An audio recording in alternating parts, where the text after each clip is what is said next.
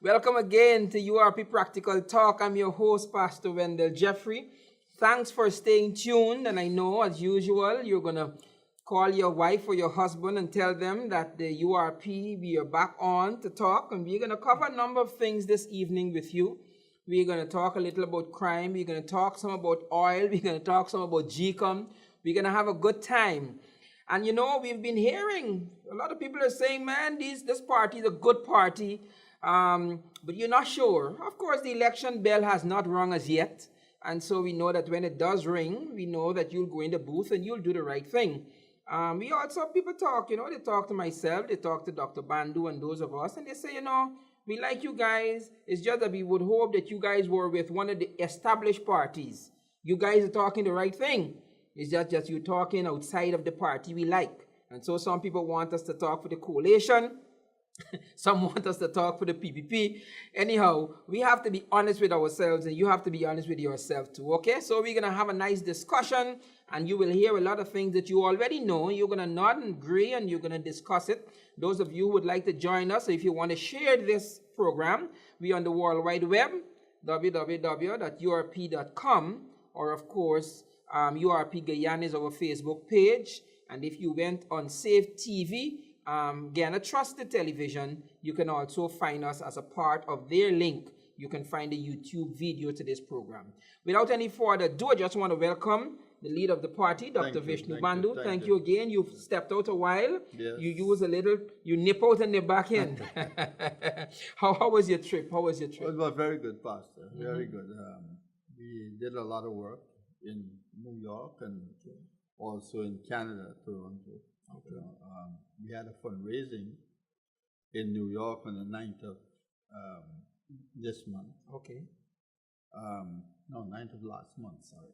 Okay. I had several meetings in Toronto, Canada, with people are very excited about the URP right now. Okay. Because the URP hadn't got any baggage. We are not seeking any baggage to come on the When you URP. say you're seeking baggage, what do you mean? Well, we are not seeking with those who are corrupt Okay. to be a part of the URP Okay. leadership. Okay. We are very skeptical. We are very careful in people who we accept on the URP leadership. Because some time ago, people had asked me, what about if some of these guys from the major party come in here and want to join you? What will happen? I say, yes, fairly they will join me. You know, we'll accept them with an open arm, but we'll not put them in the front line. Okay. You know. Okay. So Alright. that's the URP stand with that. So you're concern. satisfied with what is happening in the diaspora for the URP? Oh yes, yes, very, very much. There's a lot of discussion going on right now, although I'm not there. I know discussion is going on about the URP Okay. in Toronto and also in New York. Alright. You know. that it is that the diaspora plays a very significant role in providing the technical support, providing financial assistance, and so on for the two established parties. I know. I am aware of that. You know that, right? I am aware of that, You know and that. I don't think the real diaspora. When I say real diaspora, you got two kind of diaspora. You got those who are wine and dine, and they have the serious type. I'm talking about the serious type Okay. of diaspora. Uh-huh. They are very serious. They are very convicted people to talk toward Guyana. Okay. You know, they want to see things happen. Okay. You know, they are committed. Doc, I wanna touch on something, because while you were out, there was an incident at the place where you rent there, the Chinese restaurant. And I know that we've been talking about crime, and we've been talking about both the last administration's approach to crime and this current administration approach to crime. Tell the viewers what happened while you were out there at the place. Well, I was made to understand last Thursday, Okay. when I was out, four gunmen, went into the restaurant that I have below my home, and they held up the the owner of the restaurants. They put the gun to the lady head and give her a couple of hit on her head, and they hit the lady husband and burst the head up. He had several stitches on the head. It's a very sad story because the whole area is very upset about it, what happened. The police went there in the night, and that was it. They never went back there. Nobody investigating anything or do anything about it. I spoke to the girl in the restaurant today, and she told me that there was a guy there who was in the restaurant, a tall black guy, and he had a scar on his, I think his right side. Came in there and asked about, he doing some kind of survey, how many people are in the restaurant. And he also mentioned the girl, well, you know, Dr. Bandu is not in the country, you know. And in the said night, they go and they rob the restaurant. But Pastor, I tell you what, if I were around and these things happen, I don't care who it is. I will shoot them, and I shoot them to death, to kill them, because they have no right in coming into my premises.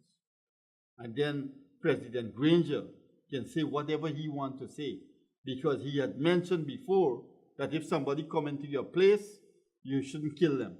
Well, I must say, though, that the police are beginning to kill the criminals again. Over the last few weeks here, the guy, one of the escapees, was shot dead, and people are beginning to have a robbery there in Ogle, and the security personnel shot the guy and killed him. So people they're beginning to kill, they're beginning to shoot to kill, and I want to say, because everybody who knows me knows that I have been agitating for an ex-offender recovery program. I've done it under the last administration. I continue to do it under this administration. And it appears as though the governments don't seem yet to get a handle of really what's happening. And I want to say this, I was talking to a friend of mine yesterday, that you don't have oil in this country yet, and you got these constant robberies going on. When the oil money comes, it's going to catapult the criminality in this country to a whole new level.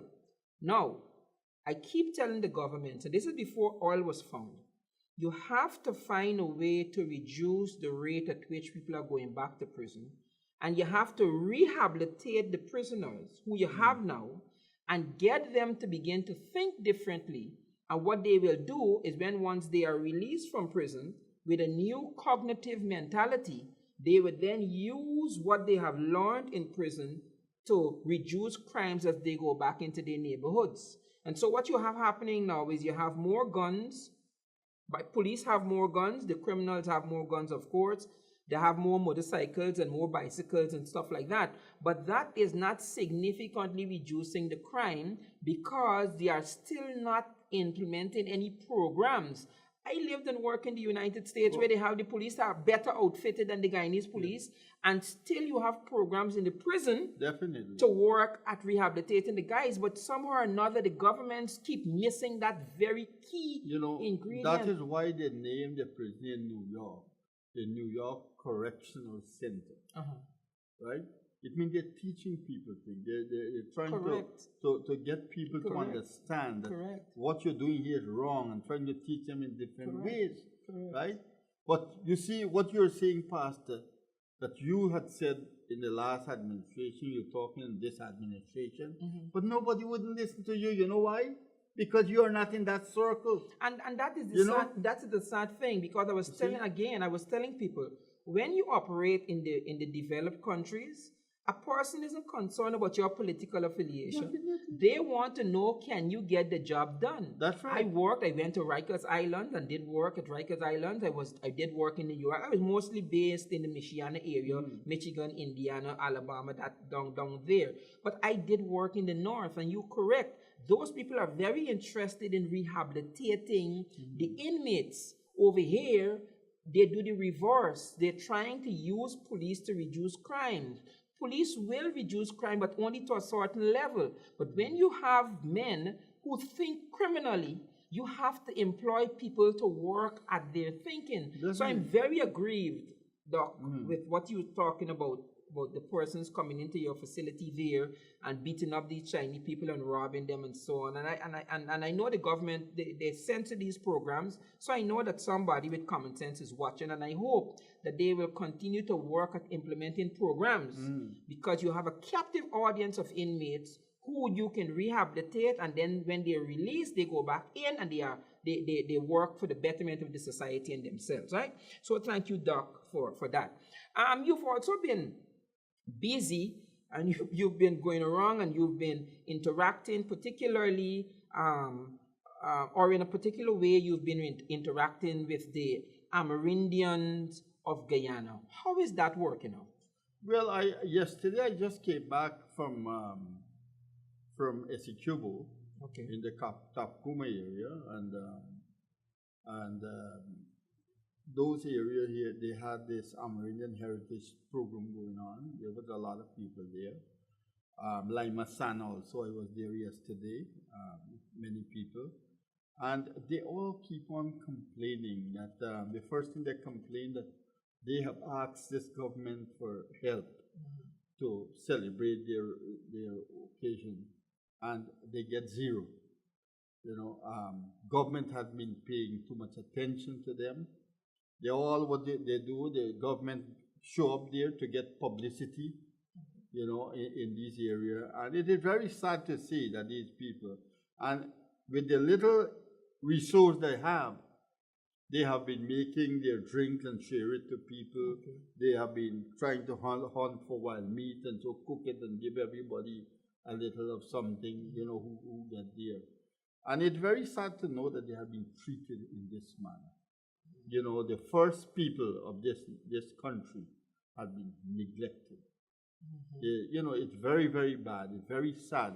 Today also, I got report there was up by the lake in the same area,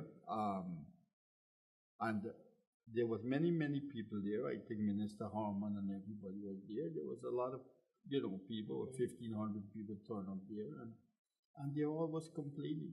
They keep on complaining bitterly that what is happening with them. So how do you feel? What do you feel is the URP's chances in those areas that you are visiting? How are the people accepting or not your message? What are they saying? URP are making a very good inroad in not only the Amerindian area, but all the mixed area and so forth in the country. We have been making tremendous inroad because we are trying to help. Although we are not in parliament, we are not here, we are trying to help. Like for instance, you know, I went down to, on the highway, Karuni. I think it was the day before yesterday, and we had a heated meeting there where we, the URP had promised them to acquire a tractor and a trailer, you know, for them to bring out their coal, what they are making in the 5 miles inside. You know, also in Linden we had meeting. They're supposed to have a follow-up meeting yesterday in Linden, but doing some cash crop and things like that. So URP had been working towards all these things, you know, trying to see what we can do to assist them. You know, if even by loan or something, you know, for them to put bread and butter on the table. And I guess that is a very practical approach that you're using there, and folks are beginning to understand that you can empathize with them, because that's another disconnect. It seems as though the major parties are not able to make that connection with the grassroots people. So it is good that you're going out there and you're working for them and so on. Well, they are too big, you know. These major parties too, you know, high and almighty now. You know, they're big. You can't talk to them.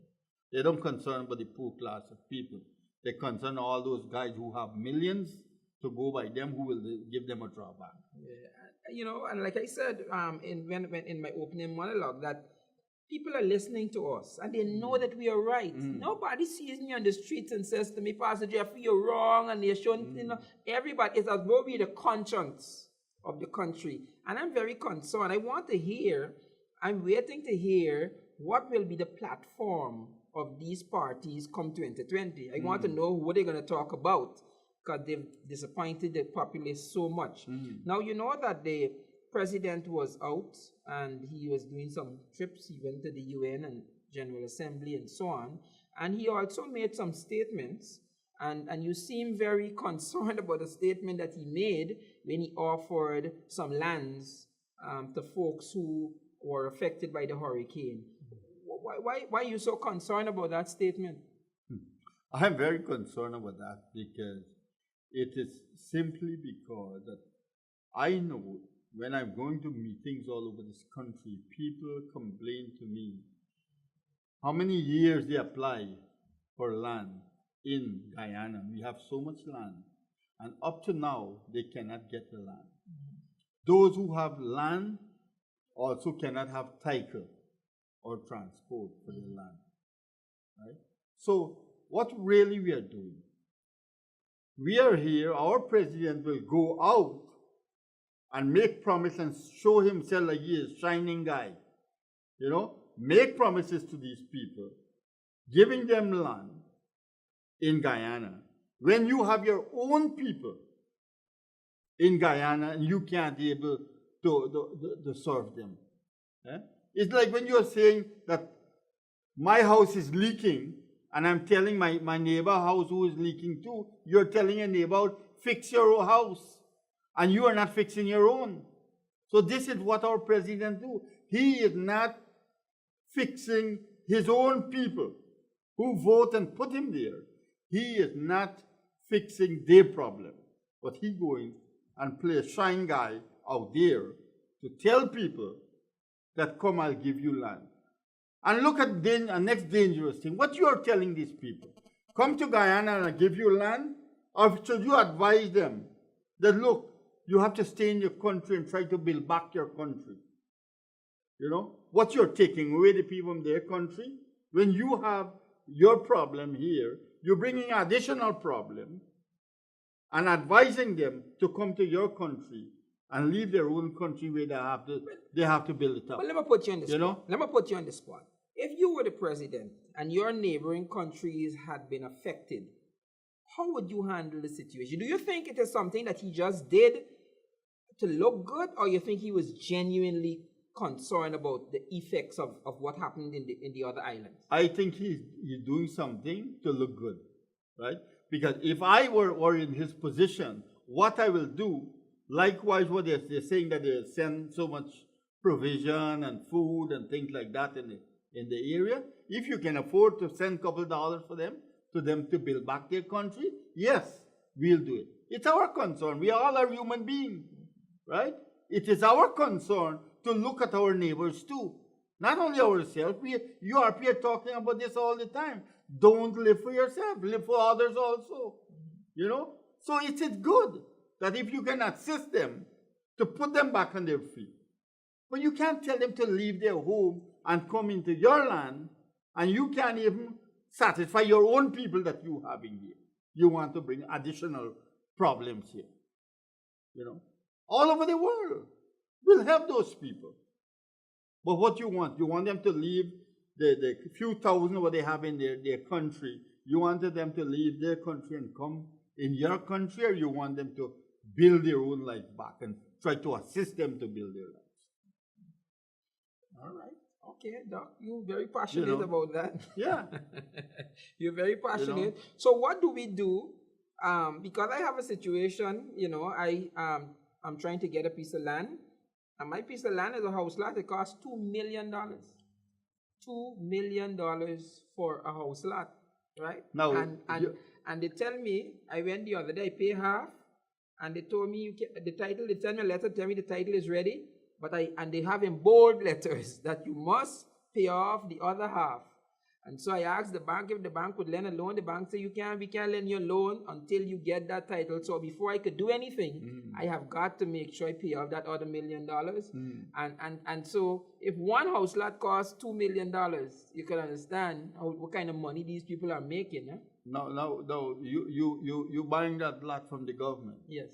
So it means the government is not giving you anything. You're paying for something. You have to pay. But you know they go out and tell people they're giving people house lot. Eh? I'm not one of the fortunate ones. No. But people had been paying, as what I know of. Everybody had been paying. If 100,000 they'll be paying, they're paying. If you pay $1 for something, it means you pay for it. Yeah, you don't get it free. But they had been going about and tell people that they're giving them things. You aren't giving nothing. The only body get things is the ministers and all the tabras in the party. They get things. They get right up. They get free things. But you, the poor man, can't get it. How you gonna get it? Huh?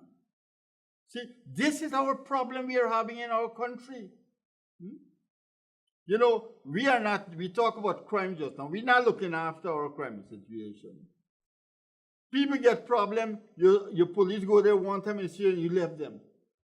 The minister, they should get a little feeling, they should send home the guard and live like how everybody lives. Without a guard? Without a guard and see what's happening to them. But you know what? They have the guard. Right? They have the guard to protect them. And they have one guard, they have 10, 15 guards all over the place. You know? You got bodyguard walking with you, you got guard at your home. You know, paid guard or everything. You know, look, think how much money these guys are getting from the state every year. This is a poor country, buddy. Eh? Think how much money all these ministers are making. And just making promises here, promises there. You know, we go in the URP in a certain area, and right away we can just solve their problem.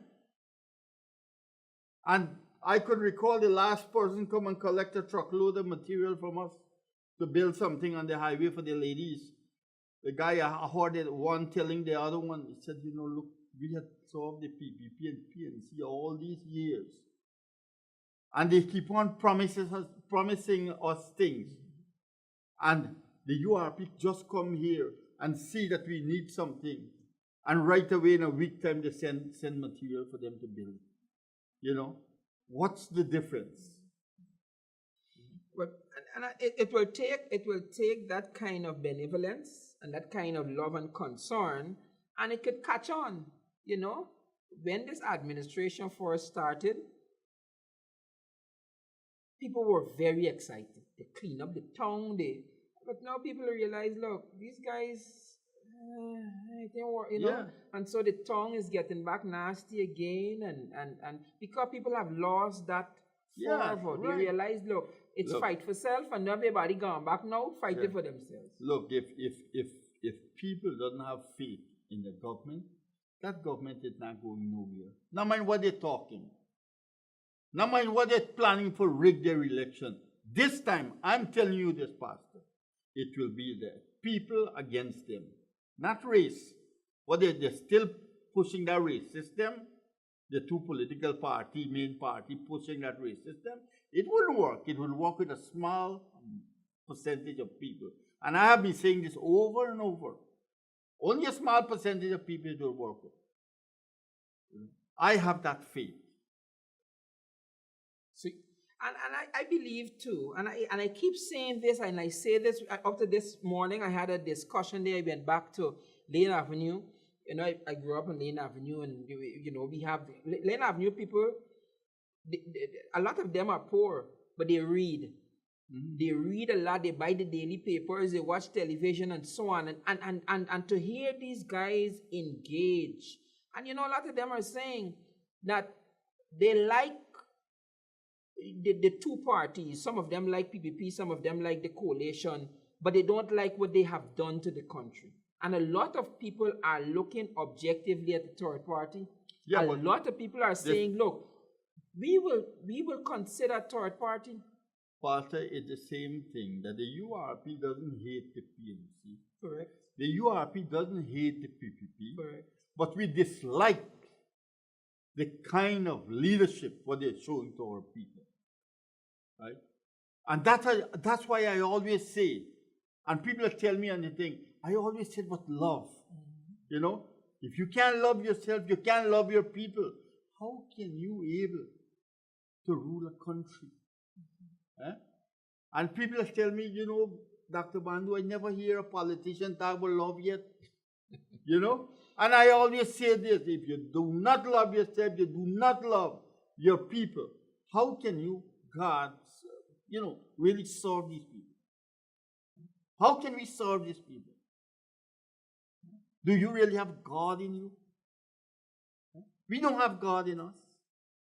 We keep on going. Everybody is high, money, money, money. As I was saying in Canada to the people, I said 90% of Guyana businessmen is the most unprincipled businessman we have in Guyana. What do you mean? You mean generally? What do you mean? Generally, they don't have principle. They just hang their mouth with the soup leaking. Right? They don't right or wrong. As long as they know they can make $1, they go there. We have seen it in this country. Over and over we have seen it. You know, Dr. Vishnu, you speak, and I listen to you speak, and I say sometimes, you know what it takes to go against the tide of the two parties? It's not easy. If you are a PPP and you're a proud PPP, the opposition, the APNU, the PNC, APNU coalition, the FC, they kind of understand your position. And if you're with the coalition, the PPP kind of understand your position. But you see that when you step outside of the box of those two people, you incur the wrath of both sets. So when you talk about a businessman being unprincipled, understand that a businessman thinks, even though it's unethical, he thinks business. And like you say, he is forced almost outside of his conscience to hang his mouth where the soup is running. You have been able to not do it. No, but I wouldn't fully agree with you on that. Maybe a small percentage of that. So why are they unethical? Why are they unethical? Because that's the easiest way for them. And that's the point I'm making, that they don't want to. You normally talk about a dead fish. How you say it? A dead fish doesn't go with the flow. And what of living fish? It's the same thing. It's easier to play the game. So then how would we get a change in Guyana? We got to get a change not from the businessmen and not from the career politicians. We get a change by people listening to programs like these and deciding for the betterment of this country.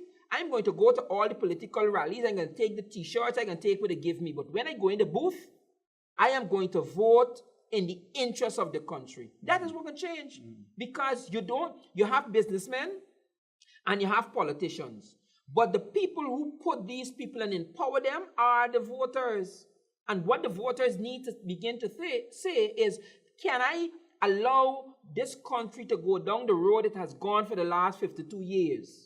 Could I allow this country? Do I want my children and my grandchildren to grow up with this? And when the people, it is when the people, the proverb says, when the students are ready, the teacher will appear.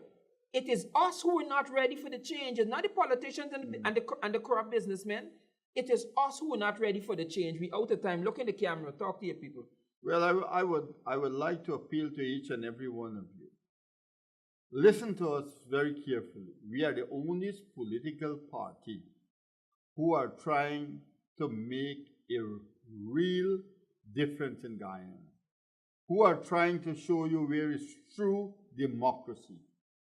Please come and support the URP, because if you don't support the URP, you will be sorry, because your children, your grandchildren, and great-grandchildren will be in such a big trouble in Guyana. You will not believe that this was happening. I thank you, and God bless. Well, thank you so much.